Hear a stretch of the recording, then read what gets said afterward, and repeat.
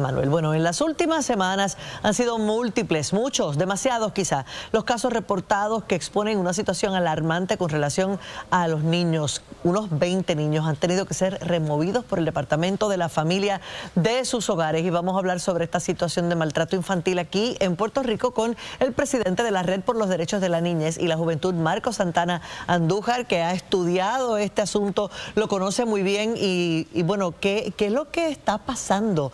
¿Por qué tanta frecuencia, no? Antiguamente podíamos ver un caso ahora y otros meses más tarde. En estos días los hemos visto demasiado corrido.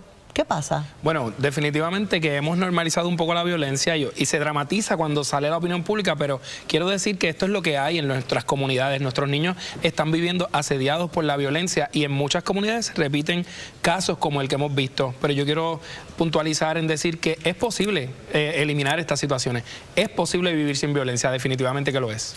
Es que estamos viendo un patrón en el que pues, las personas están más dispuestas a cometer negligencia, ¿no? A dejar a sus hijos a su suerte de esa manera, o es que hay ahora una conciencia mayor y hay quienes están haciendo las denuncias a tiempo y se encuentran así. O sea, ¿por qué la incidencia? ¿Por qué la frecuencia con la que estamos viendo esto que no era usual? Bueno, en primer lugar, yo sí creo que hay más conciencia de la denuncia, pero para entender por qué pasan estos casos, es importante recordar a la gente el contexto. El año pasado, en todo el año, se recibieron más de 17,000 referidos de maltrato. Sobre 2,000 niños están ahora mismo bajo la custodia del Estado.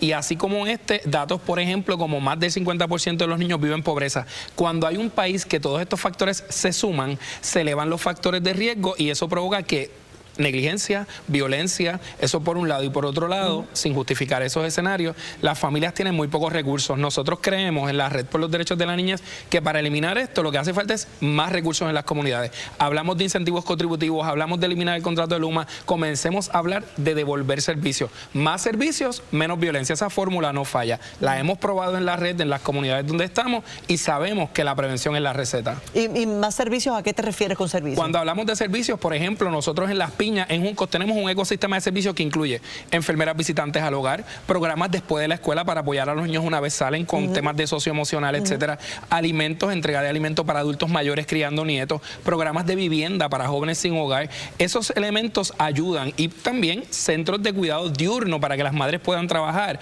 y los niños irse tranquilas a trabajar y recibir apoyo durante el día, pero también posterior al día, talleres de destrezas de crianza. Eso es lo que tiene nuestro modelo y no solamente lo decimos. El año pasado estudios técnicos evaluó nuestro modelo, evidenció que interrumpe la violencia y que además, Selimar, por cada dólar que se invierte en la prevención, el Estado tiene un retorno de hasta $4 entre costo evitado para el Estado y aportación al desarrollo económico. Así que lo que estamos haciendo desde la prevención funciona, se ha evaluado. Lo que hay es que exhortar a quienes toman decisiones a que se invierta en la prevención. La excusa de que montar un modelo así, de ese tipo de servicios, sería demasiado costoso, no es real porque tendría un retorno mayor. Está evidenciado. El equipo de estudios técnicos lo evidenció. Nuestro modelo, por ejemplo, está aprobado, listo para ser extrapolado. Nosotros tenemos centros en diferentes comunidades y existe, igual que nosotros, otras organizaciones como Casa en Aguas Buenas, Taller Salud en Loíza, Peces en Humacao, Proyecto Nacer en Bayamón, muchas organizaciones haciendo un trabajo que lo que necesitamos es apoyo sostenido, que no esté pendiente a los cambios de liderato, a los cambios de prioridades en política pública. La prevención requiere inversiones sostenidas y voluntad. Y yo creo, Selimar, que el tema de la protección de la niñez es un tema que nos une a todos. Lo hemos mencionado antes y lo reitero.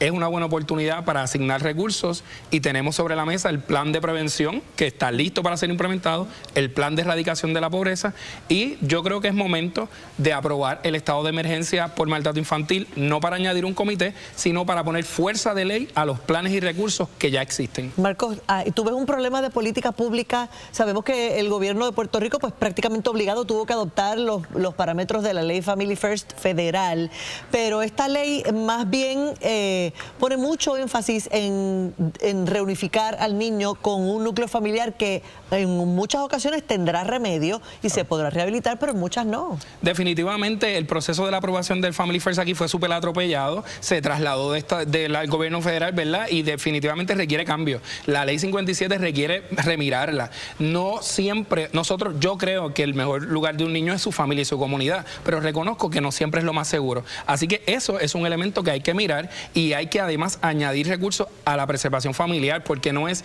el departamento, la política pública te ubico con un familiar, pero no es ubicarlo y no dar servicio. Esa ubicación tiene que venir acompañada de un plan comprensivo de servicio, y quizás eso es lo que no está pasando en su capacidad máxima.